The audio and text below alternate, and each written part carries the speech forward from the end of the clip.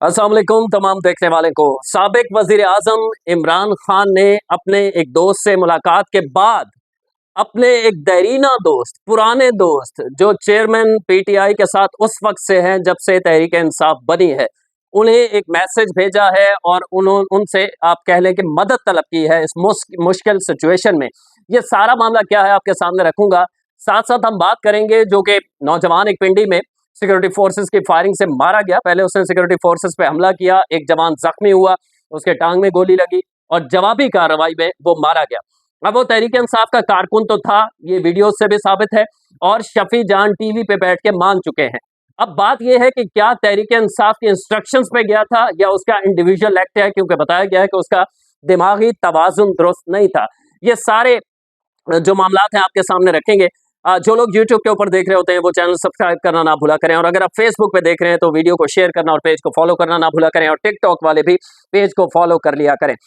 सबसे पहले खान साहब के हवाले से बात कर लेते हैं। इमरान खान साहब को याद आई है जेल के अंदर पुराने लोगों की, उन लोगों की जो बगैर किसी मफाद के वाकई चाहते थे कि हम पाकिस्तान के लिए कुछ करें, लेकिन फिर इख्तलाफात हुए, दूरियां हुई, और अब यह खबर सामने आई है।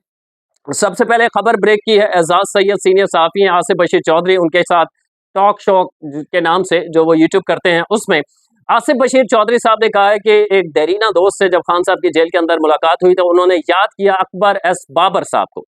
जी हाँ, ये वही अकबर एस बाबर हैं जिन्होंने सबसे पहले पीटीआई के खिलाफ फॉरेन फंडिंग केस का केस किया था 2014 के अंदर, और 12 वो केस चलता रहा, और फिर 2022 में आके हमने देखा उसका रिजल्ट आया। उसके बाद यही अकबर एस बाबर थे जिन्होंने कहा था कि इंट्रा पार्टी इलेक्शन दुरुस्त नहीं हुए, जिसकी वजह से आखिरी वक्त पर तहरीक इंसाफ से बल्ले का निशान ले लिया गया था। ये सारे मामलात हैं क्या? असल में अकबर एस बाबर साहब को एक मैसेज दिया गया है आसिफ बशीर चौधरी साहब के मुताबिक कि इमरान खान ने अपने इब्तदा के साथ ही अकबर एस बाबर जैसे लोगों के हवाले से कहा है कि पार्टी का ये एसेट थे, और उनके पार्टी से जाने का पार्टी को नुकसान हुआ, और इमरान खान ने कहा कि उन्हें दुख है कि वो पार्टी से अलहदा हो गए, हमारे इख्तलाफात हो गए। अब अकबर एस बाबर साहब को एक मैसेज दिया गया है, और यहाँ तक आसिफ बशीर चौधरी साहब ने कहा है कि खान साहब ने कहा है कि वो जेल से रिहा होंगे तो सबसे पहले अकबर एस बाबर के घर जाएंगे। अब इससे दो तीन चीजें साबित होती हैं। एक तो पहली बात यह साबित होती है कि मौजूदा जितनी क़यादत, वो सलमान अकरम राजा हो, वो सुहेल आफरीदी हो, वो बैरिस्टर गौहर हो, वो कोई भी हो, या ये जो हाल ही में छोड़ के गए महमूद मौलवी हो, फवाद चौधरी हो, दीगर जो अली जैदी हैं, ये सारे लोग जिन्होंने प्रेस कॉन्फ्रेंसेस की और जुदा हो गए, इन सब पर इमरान खान को अब समझ में आ रही है कि वो ट्रस्ट उन्हें नहीं करना चाहिए था, बल्कि उनके असल साथी जो थे वो पार्टी के बानी रहनुमा थे, जिनमें अकबर एस बाबर थे, जिनमें जस्टिस वजीउद्दीन साहब थे। जस्टिस वजीउद्दीन साहब वो शख्सियत हैं जिन्होंने अपनी एज अ चीफ जस्टिस बनने जा रहे थे, उन्होंने उससे लात मार दी थी नौकरी को, और उन्होंने पीसीओ के तहत मुशर्रफ दौर में हलफ लेने से इनकार कर दिया था। वो इतने बासूल आदमी थे, और उन्होंने भी ये कहा था कि intra party election Tehreek Insaf के जाली हुए हैं। उनके अल्फाज थे, उन्होंने कहा था कि पैसा चला है, अपने मर्जी के ओहदे पैसे से लिए गए, इंट्रा पार्टी इलेक्शन दुरुस्त नहीं हुआ। फिर यही बात अकबर एस बाबर ने की, और अकबर एस बाबर बाकायदा वहां लेके गए थे मामला। अच्छा, एक तो ये है। दूसरा, आ, ये आप किसी भी तहरीक इंसाफ के रहनुमा से बात करें, ऑफ द रिकॉर्ड कारकुन से बात करें, इनके जो यूट्यूबर्स हैं बाकायदा उन्होंने 6-6 वीडियोस एक दिन में कर दी कि अकबर एस बाबर टाउट है, ये लफ्ज इस्तेमाल होता था। मेरी उनसे बातचीत होती रहती थी। अकबर एस बाबर साहब से कोई गुज़श्ता 6 माह से रब्ता नहीं हुआ। जब ये खबर सामने आई, मैंने 12 कोशिश की उन्हें कॉल करने की, 2 दफ़ा फ़ोन बंद मिला और 1 दफ़ा फ़ोन उन्होंने नहीं उठाया। अब ताज़ा तरीन सूरत हाल ये है कि अकबर एस बाबर ने ये फैसला किया है कि वो इमरान खान की रिहाई के हवाले से जो पुराने लोग थे, यानी जस्टिस वजीउद्दीन, अकबर एस बाबर, उस वक्त के जितने तहरीक इंसाफ के लोग थे जो बानियों में शामिल हैं, उन्हें मनाने का सिलसिला जारी है, और इस हवाले से 1-2 मीटिंग इस्लामाबाद में हो चुकी है, और अगले हफ्ते एक बड़ा कन्वेंशन होने जा रहा है, और वो खान साहब की रिहाई के हवाले से कुछ कोशिशें करना चाहते हैं। अब इससे मुझे एक वाकया याद आ रहा है, ये सुना दूं, फिर उसके साथ आपको समझाऊंगा कि अकबर एस बाबर की अहमियत क्या है और उन्हें पेश का क्या किया जाता रहा है। होता यह है कि हमारे यहाँ चूंकि एक ट्रेंड चल निकला है, जो भी इमरान खान साहब से इख्तलाफ करे वो टाउट होता है। ये यूट्यूबर्स यही सिखाते हैं ना आपको, पीटीआई के यूट्यूबर्स, या जो इमरान खान के सियासत की या उनके तर्ज सियासत पे कोई गलती निकाले तो वो गद्दार भी हो जाता है, करप्ट भी हो जाता है, चोर भी हो जाता है और टाउट भी हो जाता है। अकबर एस बाबर साहब को यही कहा गया जब वो फॉरेन फंडिंग उन्होंने केस किया, उस वक्त भी कहा गया था कि ये एस्टैब्लिशमेंट के कहने पे कर रहा है।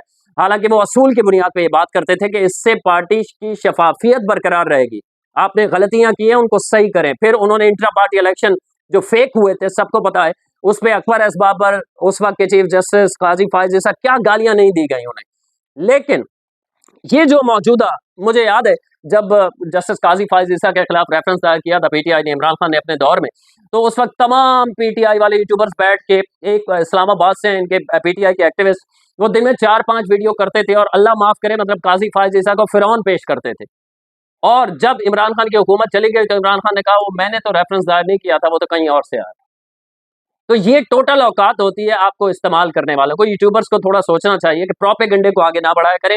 आपको कोई भी सियासी जमात, जिस तरह इमरान खान ने उस वक्त काजी फायज ईसा के खिलाफ कंपेन चलवा के फिर आपको यूज करके फेंक दिया, कहा कि अब आप जिम्मेदार हैं, हम तो जिम्मेदारी नहीं है, हम तो ये करना ही नहीं चाहते थे। तो अकबर एस बाबर साहब कि एक तो ये बात साबित होती है कि इमरान खान अभी भी उन्हें बाएतमाद समझते हैं और ये समझते हैं कि वो असूलों के साथ खड़े थे। इसका मतलब ये है कि इंट्रा पार्टी इलेक्शन जो अकबर एस बाबर ने दरख्वास्त दी थी इलेक्शन कमीशन में कि ये इंट्रा पार्टी इलेक्शन दुरुस्त नहीं हुए, फेक हुए, इसका मतलब है कि वो दुरुस्त था फैसला। यही है ना कि इमरान खान उन पर ट्रस्ट कर रहे हैं। दूसरा, जो आपने इलेक्शन कमीशन को गालियां दी, चीफ इलेक्शन कमिश्नर को गालियां दी, इनको भी टाउट कहा, अकबर एस बाबर को टाउट कहा, चीफ जस्टिस काजी फायज ईसा, उनके साथ जो 4 दीगर जजेस थे, 5 जजेस ने फैसला दिया था बल्ले वाला, उनको आप आज तक टाउट कह रहे हैं। इसका मतलब है कि खान साहब तो उन्हें सही समझते हैं अकबर एस बाबर को, और अकबर एस बाबर के ये तहफ़्फ़ुज़ात को अगर वो सही समझते हैं तो इसका मतलब है जो फैसला आया था उनके तहफ़्फ़ुज़ात के मुताबिक अकबर एस बाबर का, इलेक्शन कमीशन से भी, सुप्रीम कोर्ट से भी, इसका मतलब है वो फैसला भी दुरुस्त था। तो आप फिर इस्तेमाल हो गए यूट्यूबर साहब, यूट्यूबर, ये पीटीआई वाले आप फिर इस्तेमाल हो गए। आपको फिर एक दफा खान साहब ने इस्तेमाल करके यूं साइड पे फेंक दिया और अब उन्हें अकबर एस बाबर साहब, आप तो गालियां देते रहे काजी फायज ईसा को, अकबर एस बाबर को, चीफ इलेक्शन कमिश्नर को। खान साहब का एतबार अकबर एस बाबर पे है, जस्टिस वजीउद्दीन पर है, आप लोगों पे नहीं। आप फिर इस्तेमाल होंगे, इसलिए प्रोपागेंडा आगे ना बढ़ाया करें। अब देखते हैं कि अकबर एस बाबर साहब खान साहब के हवाले से क्या करते हैं, रिहाई के हवाले से। और यही अकबर एस बाबर थे जिन्होंने फॉरेन फंडिंग का केस भी किया था। उस वक्त से लेकर आज तक खान साहब ने नहीं कहा अकबर एस बाबर टाउट है, कभी अपने अल्फाज उनके नहीं है, लेकिन यूट्यूबर्स से प्रोपागेंडा करवाया जाता था या वो खुद करते थे, अल्लाह जाने। बहरहाल मैं यही कहूंगा वो तमाम प्रोपागेंडा करने वाले जो अकबर एस बाबर साहब को टाउट कहते रहे, लानत है यार, कसम से लानत है ऐसी स्टुपिटी पे कि बगैर सोचे समझे हर इख्तलाफ करने वाला टाउट नहीं होता। बुनियादी चीज ये है, आप अगर ये समझते हैं कि खान साहब हिस्ट्री ऑफ पाकिस्तान का सबसे बड़ा लीडर है, अगर कोई इस चीज से इख्तलाफ करता है और वही समझता है कि खान साहब ने भी दीगर सियासतदानों की तरह चोरियां भी की हैं, डकैतियां भी की हैं, सारा कुछ किया है, तो ये उसकी राय भी हो सकती है। वो किसी से पैसे लेकर या किसी से खौफ की वजह से ये नहीं कर रहा, वो अपनी राय के मुताबिक तो भी तो ये सोच सकता है ना। तो हर बंदा टाउट नहीं होता, खुदा के लिए ये बंद दिमागों को थोड़ा खोले। आज जैसे साबित हुआ है कि अकबर एस बाबर टाउट नहीं था, खान साहब अब भी उस पर ट्रस्ट करते हैं। जिसने फॉरेन फंडिंग केस में साबित किया कि पीटीआई ने फॉरेन फंडिंग ली है, ममनुआ फंडिंग ली है, उसमें भारतीय लोग भी थे, इजरायली लोग भी थे, लेकिन खान साहब अकबर एस बाबर को दुरुस्त मानते हैं इस खबर के मुताबिक।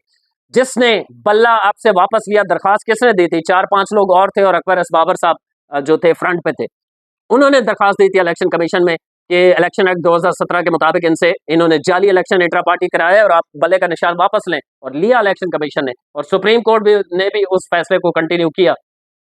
तो अकबर एस बाबर साहब टाउट नहीं थे, वो ये समझते थे कि आप 2 नंबरी कर रहे हैं, आप 2 नंबरी कर रहे हैं, आपको ये शिफाफ तरीके से करना चाहिए। आजा जी अगला अहम मामला, और अगला अहम मामला ये है कि वो जो साहब थे मोहम्मद हुसैन, मारे गए, अल्लाह उन्हें गरीक रहमत करे, वो सिक्योरिटी फोर्सेस पे उन्होंने हमला किया, और सिक्योरिटी फोर्सेस पे हमले के बाद जवाबी कार्रवाई की गई। ज़ाहिर है जो सिक्योरिटी फोर्सेस के लोग होते हैं वो तो ट्रेंड होते हैं, एक आम सिविलियन उस तरह तो नहीं।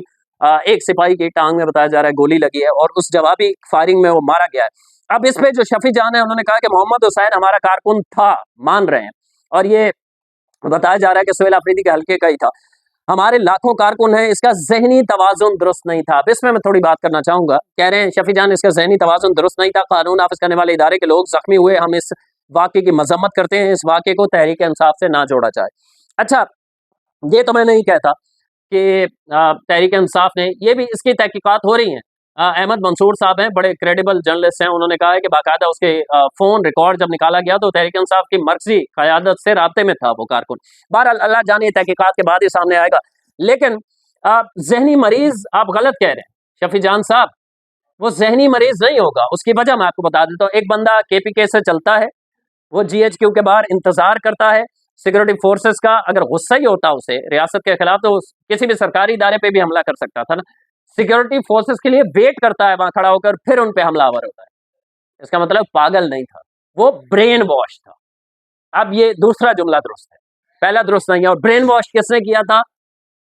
खान साहब की तकरीरें आप सुन लें, उसके बाद पूरी पीटीआई का मौक़िफ़ आप सुन लें। वो शुरू यहाँ से करते हैं, जो भी तहरीक-ए-इंसाफ की पॉलिसी से इख्तिलाफ करता है, वो चोर भी है, वो डाकू भी है, वो अल्लाह माफ़ करे मुर्तद भी है, वो दुनिया का बदतरीन इंसान है जो इमरान खान की सियासत को फ़ॉलो नहीं करता।